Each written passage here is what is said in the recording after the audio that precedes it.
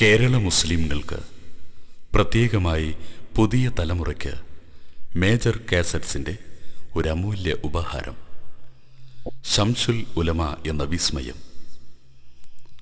ശംസുൽ ഉലമ എന്ന വിസ്മയം നമ്മുടെ കൺമുന്നിലൂടെ കടന്നുപോയി. നമുക്ക് കണ്ടിട്ട് മതി വന്നില്ല. ഇനിയും കാണാൻ മോഹം. ശംസുൽ ഉലമയുടെ ശബ്ദം എത്ര കേട്ടാലും മതിവരാത്ത ശബ്ദം. കേട്ടിട്ടും കേട്ടിട്ടും മതി വന്നില്ല. ആ ശബ്ദത്തിന് നമ്മൾ കാതോർത്തിരുന്നു. മരണം വരെ അതായിരുന്നു അവസ്ഥ. ആ മുഖം കാണുമ്പോൾ വിസ്മയം, ശബ്ദം കേൾക്കുമ്പോഴും വിസ്മയം. എല്ലാവർക്കും ചൂടും വെളിച്ചവും നൽകി ഉയർന്നു നിന്ന ആ പണ്ഡിത സൂര്യൻ്റെ പ്രഭാഷണം ഇതാ പുതിയ തലമുറയ്ക്ക്, ശംസുൽ ഉലമ എന്ന അത്ഭുത പ്രതിഭാസത്തെ കാണാൻ കൊതിച്ചവർക്ക് ഞങ്ങൾ സമർപ്പിക്കുന്നു.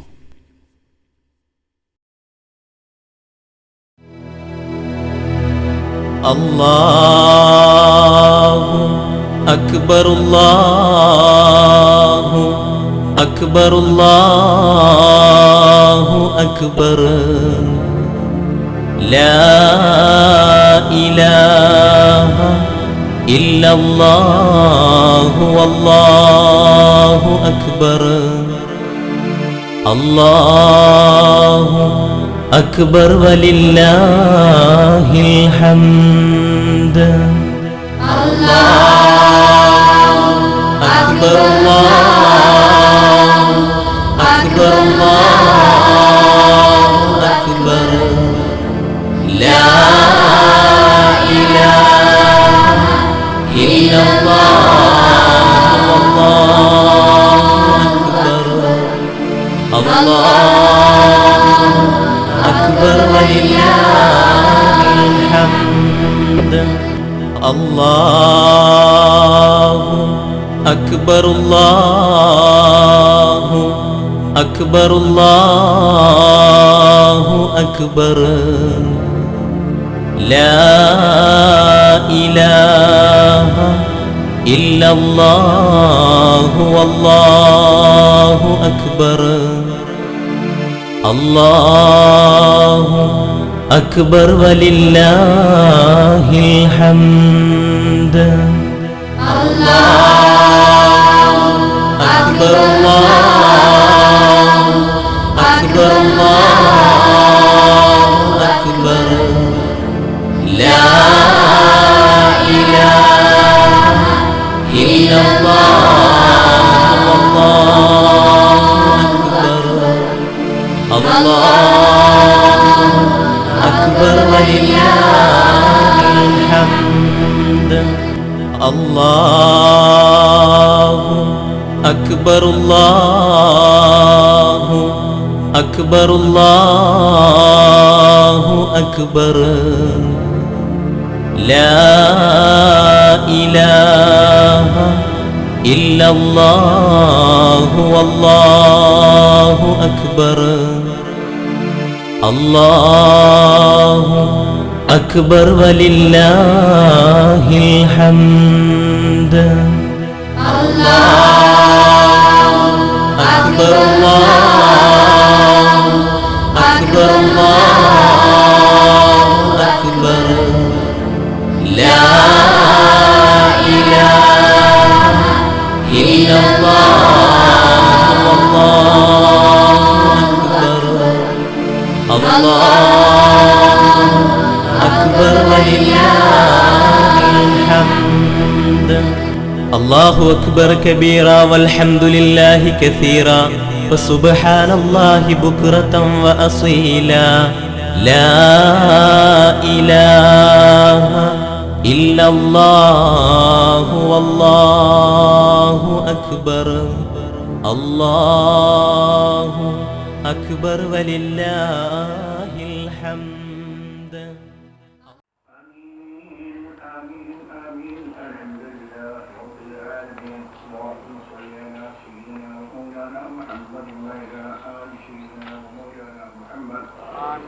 اللهم اوصل وبلغ ثواب ما قرأناه وما صليناه الى حضرة نبينا وشفيعنا محمد صلى الله عليه وسلم.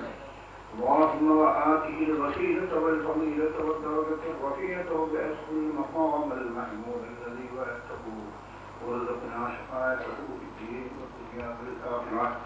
اللهم ثم إلى حضرات أرواح آبائه وإخوانه من الأنبياء والمرسلين صلوات الله تعالى وسلامه على كل واحد منهم أجمعين.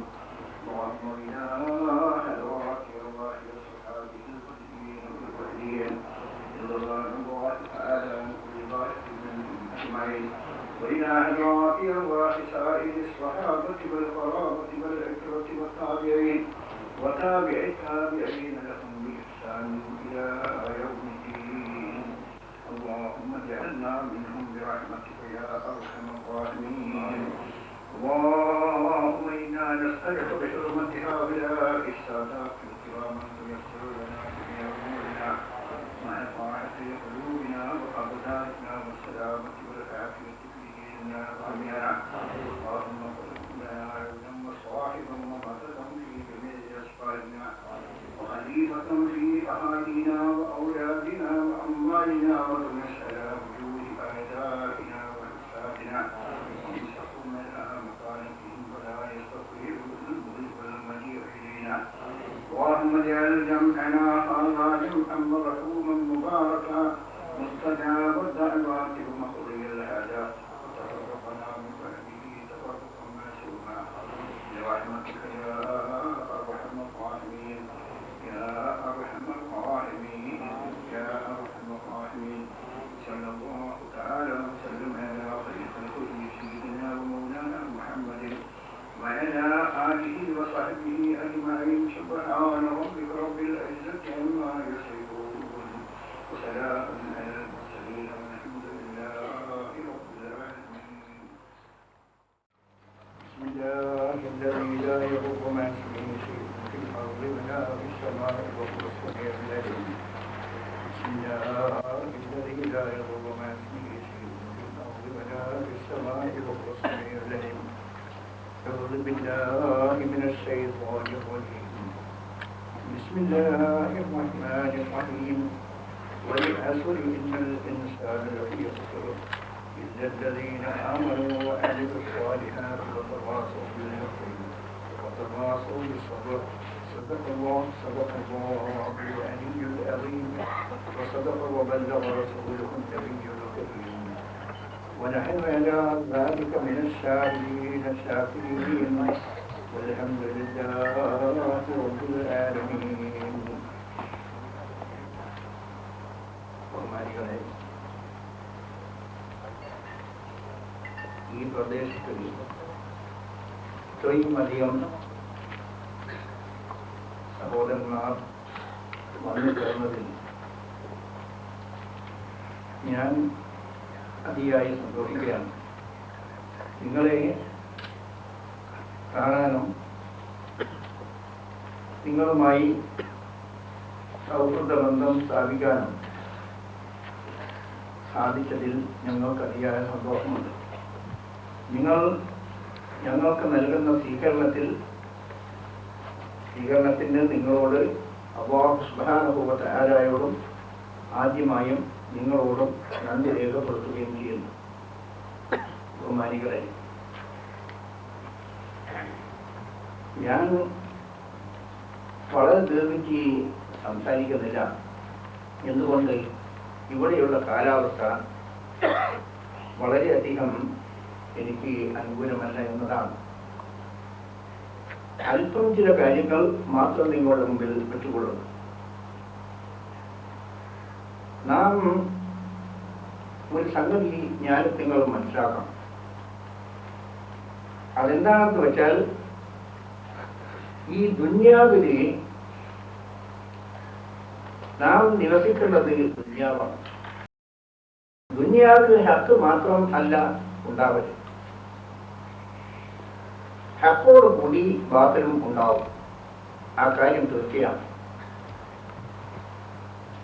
ദുനിയാവ് വെറും ഹക്കിന്റെ സ്ഥലമല്ല. ഹക്കിന്റെ കൂടപ്പിറപ്പായും കൊണ്ട് ബാത്തിൽ അതിന്റെ കൂടെ ഉണ്ടായിരിക്കും. അത് ദുനിയാവിന്റെ നിയമമാണ്. നാം കാണുന്നുണ്ട്. ബഹുമാനപ്പെട്ട ആദം നബി അലൈഹി ഇസ്ലാമിനെ സൃഷ്ടിച്ചു. അത് ഹക്കിൻ്റെ നിലയിൽ. അതേ സമയത്ത് ആദം നബി അലൈഹി ഇസ്ലാമിൻ്റെ കൂടെ ലഅനത്താക്കപ്പെട്ട ഇബ്ലീസുൽ ലഈനും കൂടെയുണ്ട്.